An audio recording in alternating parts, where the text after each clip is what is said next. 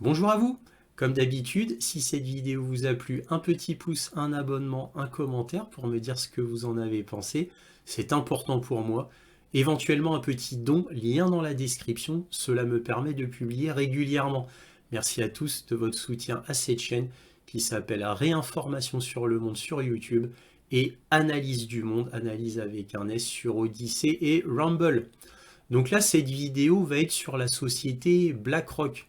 Alors pour ceux qui ne connaissent pas encore BlackRock, je suppose qu'il y en a encore qui ne connaissent pas, BlackRock c'est la plus grande société du monde et de très très très loin. Donc elle pèse environ entre 13 000 ou 14 000 milliards de dollars, ce qui en fait une société plus puissante qu'un pays, largement d'ailleurs.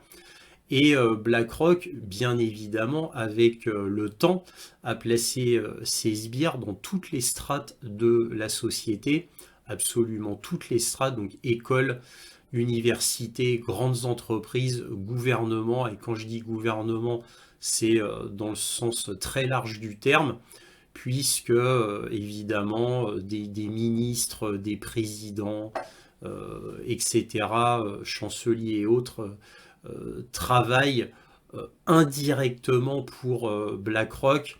Alors bon, je ne vais pas vous faire tout un laïus sur BlackRock, j'ai déjà fait 2 vidéos sur cette société.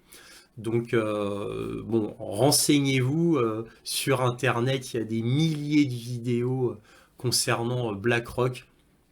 Ça doit être une des compagnies maintenant les plus connues du monde. Alors on en a reparlé récemment, puisque BlackRock a acheté énormément de terres en Ukraine, hein, tout comme la fondation Bill et Melinda Gates, et tout comme d'autres grandes entreprises américaines, ce qui fait que on dit qu'entre 60 et 70% des terres agricoles ukrainiennes appartiennent à des grandes compagnies américaines, dont la plus grande, évidemment, c'est BlackRock. Et pour la petite histoire, BlackRock possédant énormément d'actions chez Raytheon, Lockheed Martin, Boeing, bref, le complexe militaro-industriel américain, vous vous doutez que BlackRock fait tout pour que l'Ukraine, bon, gagne la guerre. Oui, je sais, maintenant ça paraît ridicule de dire ça, mais c'est une des raisons pour laquelle les gouvernements occidentaux agissent follement. Pourquoi ils agissent follement? Parce que BlackRock, c'est le sommet de la pyramide quant à l'état profond, et c'est lui qui contrôle tout en réalité.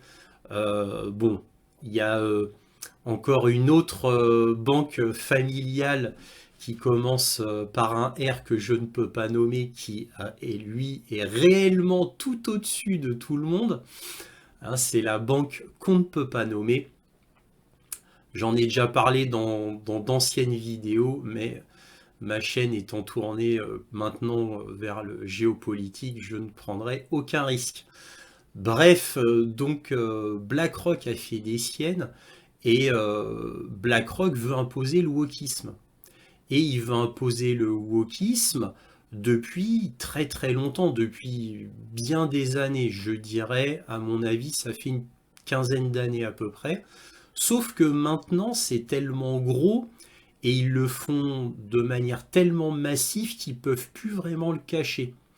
Donc BlackRock le dit maintenant, Larry Fink, le PDG de BlackRock, l'avoue. Et oui, c'est dans des articles de journaux que je vais vous montrer, bien entendu. Et je ne vais pas vous montrer que des articles de journaux, je vais aussi vous montrer quelques vidéos qui vous montrent des exemples de wokisme forcé. Alors pourquoi là on parle beaucoup de wokisme ces derniers temps, quoi, tout du moins si vous lisez les journaux anglo-saxons, c'est suite à l'affaire Budweiser aux États-Unis, donc qui a fait la couverture de moult journaux pendant, j'ai envie de vous dire, quasiment 2 semaines. Donc ça a été un énorme phénomène aux États-Unis qui, étrangement, tiens, eh bien, on n'en a pas parlé dans les médias européens. Voilà. Énormément aux États-Unis et absolument rien dans les médias européens. Tiens. Ça me rappelle l'affaire du film Sound of Freedom qui a cartonné aux États-Unis et qui avait été quasiment censuré en Europe. Bon, ça a eu tellement de succès dans le monde, Sound of Freedom, qui dénonce la pédocriminalité à l'échelle internationale. C'est un énorme succès que l'Europe a dû quand même le mettre dans les cinémas. Mais ce fut long, ce fut dur pour les producteurs qui ont dû batailler pour qu'il soit diffusé en Europe. Bref, donc l'affaire Budweiser, c'est pareil.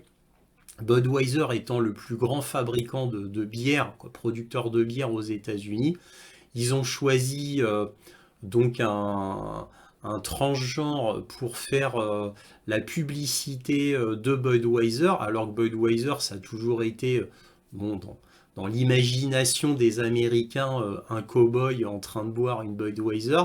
Donc ils ont fait un changement wokiste à 180 degrés et ils ont mis donc un transgenre et comme personnage vedette hein, pour toutes les pubs Budweiser.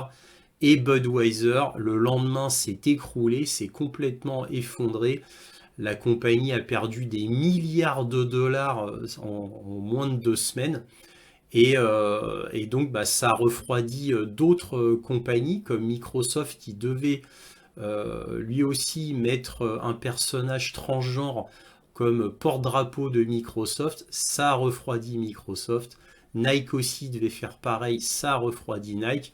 Bon, par contre, évidemment, il y a d'autres sociétés qui, eux, n'ont pas été refroidis et qui continuent, bien entendu.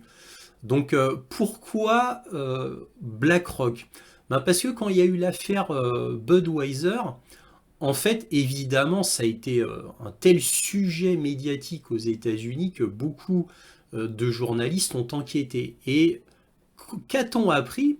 On a appris qu'en réalité, ben, Budweiser a fait ça un peu contraint et forcé, puisque Budweiser ayant bon, une grosse image de marque aux États-Unis depuis des décennies, eh bien, qu'est-ce que s'est-il passé? Eh bien, BlackRock a décidé de prendre des actions de Budweiser et d'influencer Budweiser. Donc, ils ont dit maintenant vous allez faire du wokisme, sinon on va retirer tous nos investissements dans Budweiser.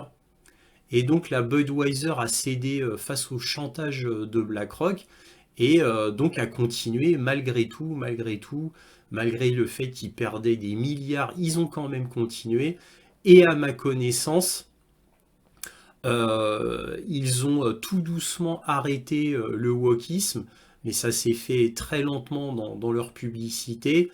Donc là, c'est quasiment fini. Ils ont, je pense, maintenant complètement arrêté le wokisme chez Budweiser, mais ça a duré quasiment 2 mois avant qu'ils arrêtent. Et ils ont perdu, je crois de mémoire, 8 milliards de dollars. Bref, ce qui est absolument gigantesque. Bref, donc voilà pourquoi BlackRock a dévoilé son jeu. C'est avec cette affaire de Budweiser aux États-Unis. Donc ça a été absolument énorme. Et c'est pourquoi là je vous en parle parce que évidemment là maintenant il y a de plus en plus de gens qui s'intéressent à BlackRock et on apprend que BlackRock en réalité pousse le wokisme de toutes ses forces partout, comme je vous l'ai dit en début de vidéo. Et ça va donner quelques exemples assez cocasses. Et je vais vous montrer donc quelques articles et puis quelques vidéos. À la fin, vous aurez ma conclusion. Vous allez voir, c'est très drôle, mais quand on y réfléchit bien, à la fin, c'est triste, voire pathétique. Voyons ça ensemble. Alors, quelle politique BlackRock veut insérer dans notre société? Donc, c'est la politique du DEI dans l'ESG. Alors, vous allez me dire, dis donc, c'est bien compliqué. Donc, le DEI, c'est la diversité, l'équité et l'inclusion. Le ESG, c'est l'environnement social et gouvernance. Ça, c'est le plus haut niveau. Et donc, on inclut le DEI dans l'ESG. Voilà, ça c'est la politique exacte de BlackRock. Donc l'ESG c'est tout en haut et il y a différentes branches en dessous l'ESG, c'est-à-dire ESG, je vous traduis en termes populaires, c'est la gouvernance mondiale, hein. Voilà, environnement, social, gouvernance, vous mettez tout ça ensemble, ça veut dire la gouvernance mondiale. Et il y a un tiroir dans l'ESG et c'est le DEI. Donc voilà, donc diversité, équité, inclusion.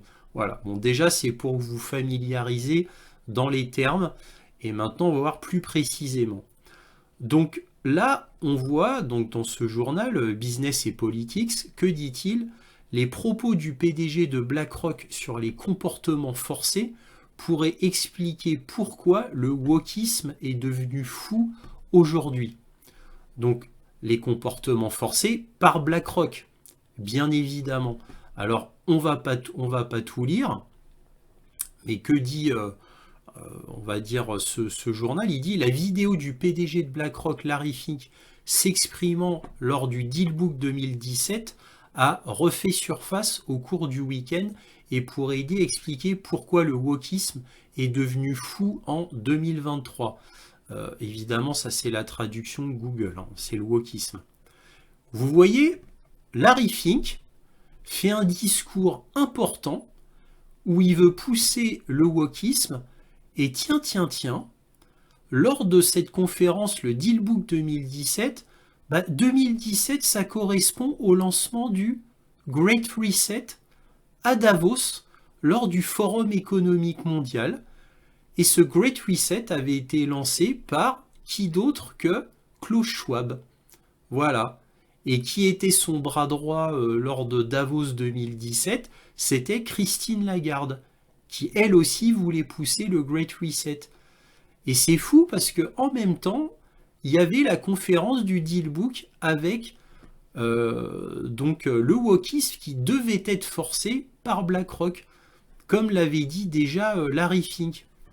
Dans le clip, la discussion porte sur une plus grande diversité au sommet des entreprises américaines et Fink a souligné qu'il s'agissait d'un critère d'investissement pour le plus grand gestionnaire d'actifs du monde. Gardez à l'esprit que 19 procureurs généraux célibataires a distingué BlackRock en 2022 pour son activisme environnemental, social et de gouvernance, l'ESG, comme l'a noté l'Independent Women's Forum. Voilà. Alors, 19 procureurs généraux célibataires, alors, ça, c'est les termes américains. Vous savez, les Américains sont très pudiques, hein. C'est 19 procureurs généraux homosexuels qui ont été distingués, c'est-à-dire qu'ils ont été promus par BlackRock. C'est fort quand même, hein. C'est fort. Pour pousser le Environmental Social Governance, l'ESG. En effet, le PDG a déclaré que le comportement souhaité, consistant à placer la diversité avant la compétence, doit être imposé aux entreprises. Ça, c'est fort. Ça, c'est très fort. Parce que ça vous dit tout. Donc, et gardez ça en tête, parce que tout le long de ma vidéo, ça va être sur le devant de la scène. Imposer aux entreprises. Voilà. On veut imposer un comportement aux employés dans les entreprises. Et évidemment, pas n'importe quelle entreprise. Celles qui auront le plus d'impact, le plus d'influence sur les gens, la société en général.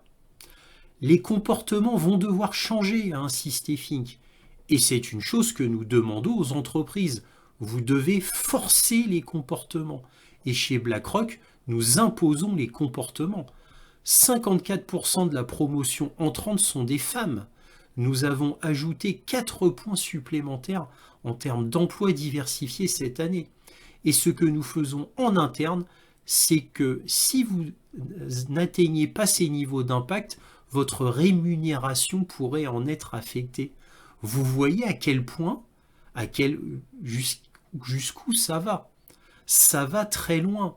Et en fait, BlackRock est si puissante que elle se comporte, j'ai envie de vous dire, comme Israël, c'est-à-dire en impunité totale. C'est l'impunité totale. C'est-à-dire que maintenant qu'ils ont placé tous ces sbires partout dans les strates de notre société, ils peuvent se permettre d'être transparents maintenant. Alors évidemment, là, ils parlent entreprises américaines. Évidemment, là, ils sont gentils. C'est toutes les entreprises occidentales. Toutes les grandes entreprises occidentales sont sous l'influence de BlackRock. BlackRock ayant des investissements, bien sûr, dans tous les grands médias du monde. Cela va de soi, bien évidemment. Donc, c'est pour ça que tout est poussé. C'est aussi comme BlackRock est loin d'être né de la dernière pluie. BlackRock a aussi investi dans tous les plus grands producteurs de publicité du monde. C'est pour ça que dans la publicité, vous voyez maintenant obligatoirement des noirs, des homosexuels, alors homosexuels aussi de LES, hein, bien sûr, et ce sera poussé de plus en plus. BlackRock, je vous rappelle, contrôle quasiment toute la société occidentale à tous les niveaux, absolument tous les niveaux. Et McKinsey obéit à BlackRock, juste pour vous donner un petit aperçu. Encore un article, ça va être le dernier, j'enlève le son, voilà, donc ça c'est Just the News. Il faut forcer les comportements. Un clip refait surface montrant le PDG de BlackRock vantant les initiatives ESG. Chez BlackRock, nous forçons les comportements.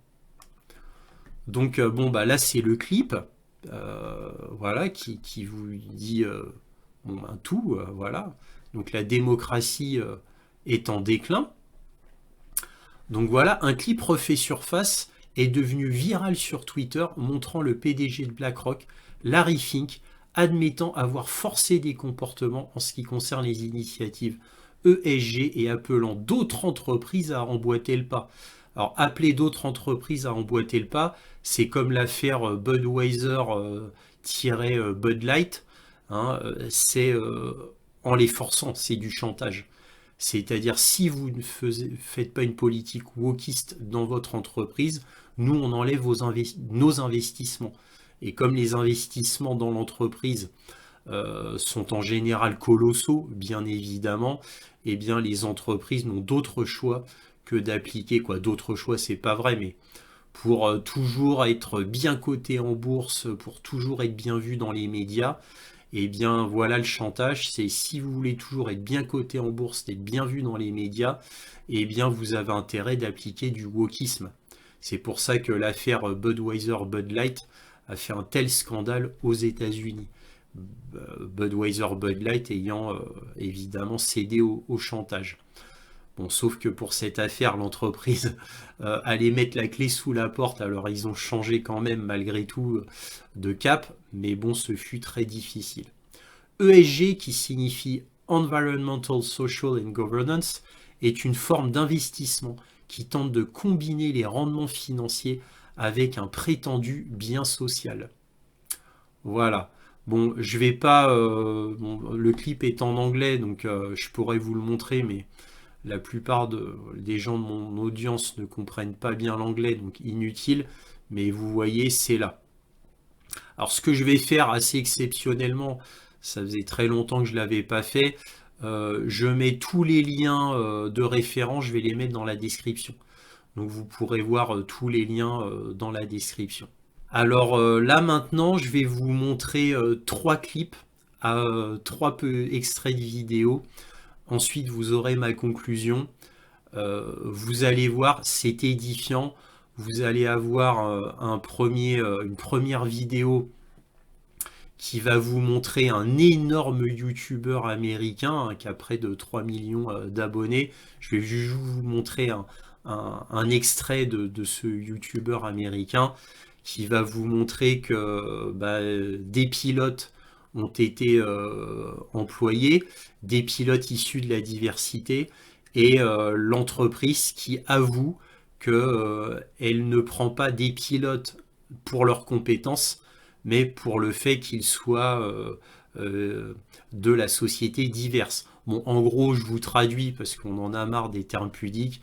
En gros, on prend des pilotes noirs, voilà, évidemment femelles et mâles, mais des pilotes noirs, issus de la diversité. Bon, on les forme un petit peu, mais on les met quand même. Et là, ce qui s'est passé, c'est qu'il a failli avoir un accident terrible qui aurait pu faire 300 morts.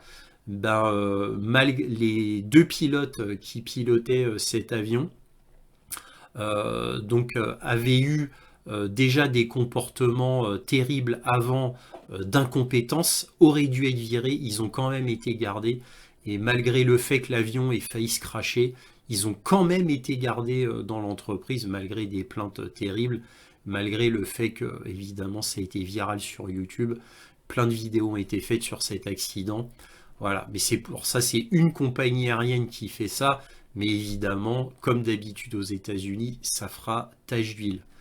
L'autre, là, c'est carrément au Sénat américain lors d'un audit où l'audit c'est sur un général 4 étoiles et ce général 4 étoiles est audité parce que il a voulu forcer le wokisme dans l'armée américaine, ce qui a eu des conséquences absolument terribles sur la qualité de l'armée américaine.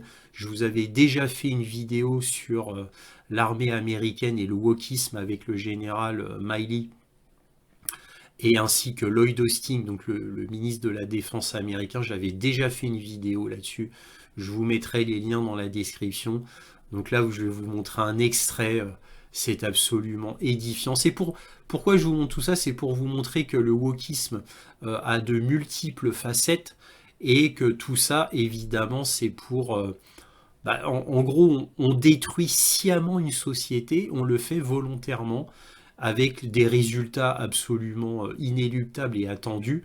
Et voilà, les résultats sont catastrophiques. Et ça continue, bien sûr. Et un dernier exemple. Donc là, c'est pareil, ça concerne l'armée. Là, c'est un audit qui a été fait. Voilà. Donc ils avouent, de grands généraux avouent que la politique wokisme a été faite là pour cette facette-ci, parce qu'il y a plein de problèmes, comme le forçage de drag queen dans l'armée américaine, quoi, de les mettre en avant, c'est-à-dire de les mettre en avant. Bon là, je vous montre un exemple parmi des dizaines d'autres. Là, c'est les grands généraux américains, évidemment poussés par Lloyd Austin, ils ont montré qu'il y a trop de blancs, de généraux blancs, d'officiers blancs dans l'armée américaine, et qu'il allait falloir réduire le nombre d'officiers blancs dans l'armée américaine parce que ça va contre le wokisme. Donc pareil, ils avouent que si c'est pas une histoire de compétences, faut amener de la diversité, c'est-à-dire, encore une fois, je vous traduis, principalement des hommes noirs, donc des noirs dans l'armée, pour atteindre les objectifs wokistes de Lloyd Austin, qui est lui-même noir, bien évidemment, puisque tout ça, c'est le plan de l'État profond, et du président américain officiellement, parce que officiellement tout découle du président américain Joe Biden. Évidemment, en fait, ça vient de l'État profond, et ça fait plus de 20 ans qu'ils y travaillent, et là, ils y arrivent. Voilà, allez, ça suffit, j'arrête là, je vous montre ces vidéos, et ensuite vous aurez ma conclusion. And fortunately, nobody was harmed. Incredibly, both pilots of the flight are still employed by United Airlines, we're told. They nearly killed everybody on board through their incompetence, but that's not disqualifying, apparently. Beyond some basic information about their flying experience, we still don't know much about those two pilots. For example, we know that the first officer has a total of 5,300 hours of flying experience, which is respectable for his position. But at the time of the incident, he only had 120 hours in the Boeing 777. And according to a report by Tucker Carlson last year, which cited an anonymous source at United shortly after this near catastrophe took place, this first officer was a new hire at the airline. Could that lack of experience have played a role? And more to the point, could either of the pilots' identities have played a role in their hiring? or the airline's refusal to terminate them after they almost steered a passenger jet into the ocean? We don't know. We're not allowed to know because the federal government and the airlines don't want us to know any more information about the identity of these pilots or any of their pilots who are involved in near disasters or anything else about what actually happened. There is an ongoing information blackout about these kinds of events, and it's deliberate. But in their various public statements and press releases, United Airlines has made it very clear that they are mainly interested in hiring pilots on the basis of skin color and gender rather than competence. In fact, they participated in a Vice documentary back in 2022, United did, about their DEI initiatives. Watch. So we are in a plane right now. I'm about to take off with a student from United's new Aviate Academy. I'm a bit nervous, but let's do this. Purefoy is training to become a pilot with United Airlines, which became the first major airline to launch its own flight school at the beginning of this year. But United is making another push. It said half of its recruits are going to be women or people of color. A pretty ambitious goal for airline pilots who are 93% white and 95% male. Black women make up less than 1% of the pilot industry. I have a confession, guys. I have never seen a black woman fly a plane. What made you want to become a pilot? So I was a flight attendant for 3 years at a major U.S. airline, and absolutely loved it. Politicization of the military. And whether we think it's a problem, we feel that it's the study and the data that Heritage did, and I can give that to you, shows that the military being political is just, it's not positive. And it hurts morale, it hurts pride. And I talk to men and women and families and in my district, and they feel that they lost a sense of pride. They feel like the woke agenda isn't helping. We talk too much about diversity, equity, and inclusion when I'm all for diversity, equity, inclusion, but I think the most diverse and equity and inclusive that we can be is for the individual. And from what I've heard and what I've seen is we've gone from the individual to a small percentage of folks that we focus on. And I have in front of me, the slides on the diversity training and the equity and the inclusion training. How much money and time do we really spend on that? Can we get a better sense to help educate everyone? I can provide you, exact information for the record, but I will tell you, most of our training and most of our focus is on the readiness of the force. And part of that readiness of the force is to ensure that we're building cohesive teams, and part of those cohesive teams is to get to know our airmen to left and our right. And I appreciate that. And one of the things it talks about in one of your slides is not to recognize people as moms and dads. I mean, as a mother, I take a little bit of offense to that. It also talks about not using the word terrorist. Can you explain why we wouldn't use the word terrorist and mom and dad? I think you got to get that message out, because I think a lot of people are really frustrated and they feel like we're polarizing as opposed to coming together. Thank you, Senator Cotton. Senator Schmidt, please. Thank you, Mr. Chairman. Good morning, General. General, do we have too many white officers in the Air Force? Senator, what I really look at is the quality of all the officers that we have, and we look at the aspect of everyone who's qualified, meets the qualifications, is promoted. And I would agree with you, but that answer is not consistent with your August 9th memo. In your August 9th memo, you said that you signed on to that there should be a reduction, essentially, of about 9% of the white officers. That's 5,400. We have 5,400, too many white officers. And this is the real impact, I think, of this desire of the administration. I'm saddened to see this in this memo, of this obsession with sort of race-based politics being interjected into our military. Alors ici, je tiens à faire une petite précision. Vous avez noté que Lloyd Austin, le ministre de la Défense américain, est noir, et que le général 4 étoiles qui doit implémenter tout ce qui est wokisme dans l'armée américaine, est un général 4 étoiles noir aussi. Vous voyez, il ne s'en cache pas du tout. Hein. Voilà, je voulais juste souligner ce fait. Alors juste avant la conclusion, je ne résiste pas à vous montrer 3 séquences que j'ai prises sur Internet. La première séquence, c'est pour vous montrer les résultats de la politique de la diversité dans la police de New York. Donc vous allez voir 4 femmes bien en chair, hein, pour ne pas dire grosses, noires, qui essayent d'arrêter donc un délinquant, noir lui aussi, à New York. Et vous allez voir le résultat, il est inévitable. Encore une fois, cela vous montre qu'on prend des gens uniquement pour leur couleur de peau, mais non pas pour leurs compétences ou même pour leur habilité physique. Voilà, donc ça, c'est le premier clip. Le deuxième clip, c'est un peu dans la même veine.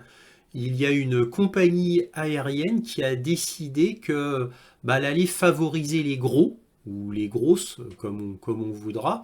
Et donc, les gros qui ont acheté un seul fauteuil, un seul site, un fauteuil passager dans les avions, s'ils prennent 2 places, on leur offre la 2e place gratuite. Ils n'ont pas besoin d'acheter 2 tickets. Voilà. Et s'il n'y a plus de place dans l'avion, les personnes normales, c'est-à-dire ayant le poids normal, qui ont acheté des billets d'avion, eux sont éjectés de l'avion au profit de la personne grosse.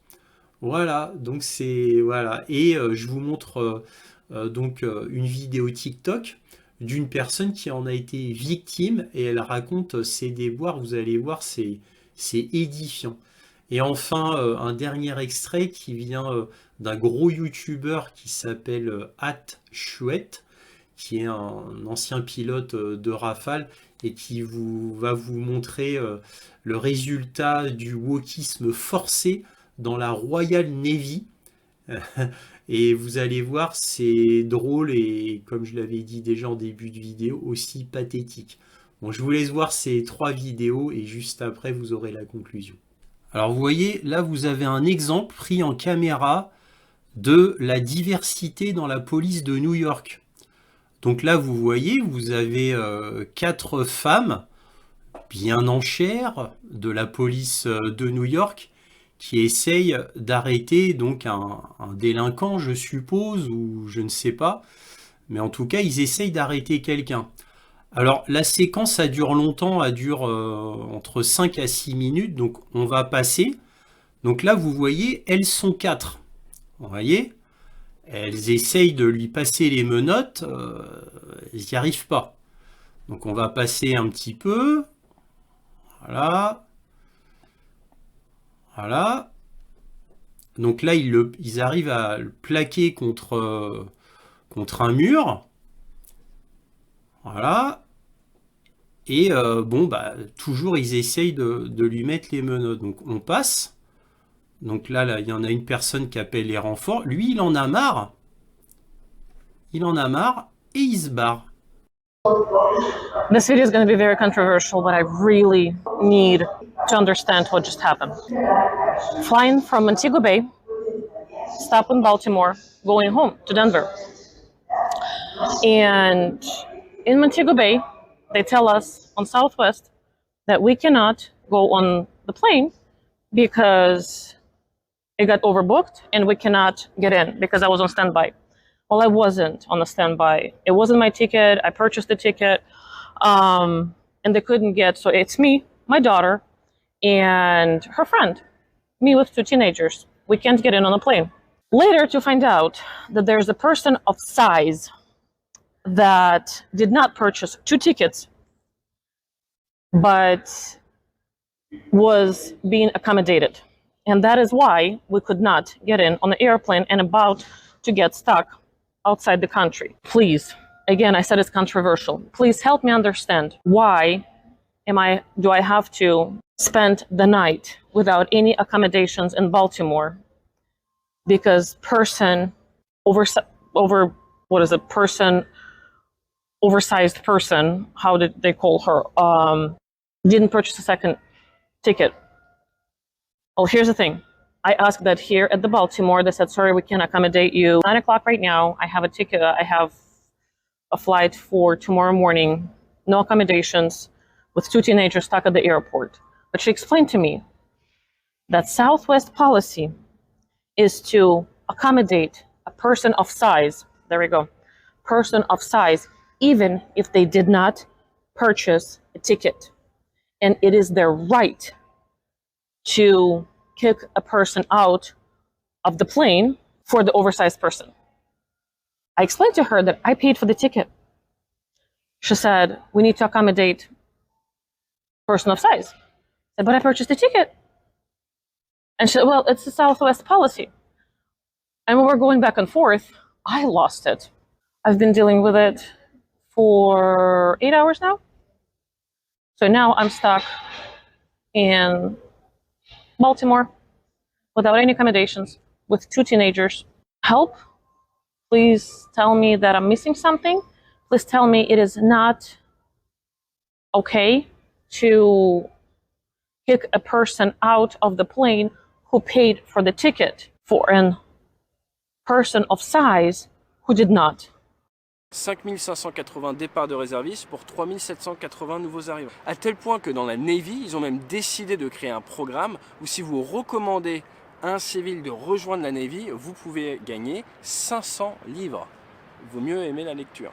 Et dans le cas de la Navy, ils ont eu 16 460 départs, en hausse de 6% l'année dernière, pour seulement 10 470 nouveaux engagés, en baisse de 17%. La Royal Air Force, pareil, a perdu 1000 personnes. Et d'ailleurs, la Royal Air Force fut éclaboussée il y a peu par un scandale de discrimination au recrutement qui visait à discriminer les hommes blancs pour augmenter le taux de diversité dans les forces de la Royal Air Force. Ce qui a amené Sir Richard Knighton à s'excuser fin 2021, a eu un fort retentissement dans tout le pays. Donc... Alors que peut-on dire en conclusion? Eh bien, BlackRock étant une société tellement puissante, elle peut tout se permettre. Elle peut influencer des gouvernements, des grandes entreprises, acheter des grandes entreprises, influencer le complexe militaro-industriel, influencer des universités, des grandes écoles, etc.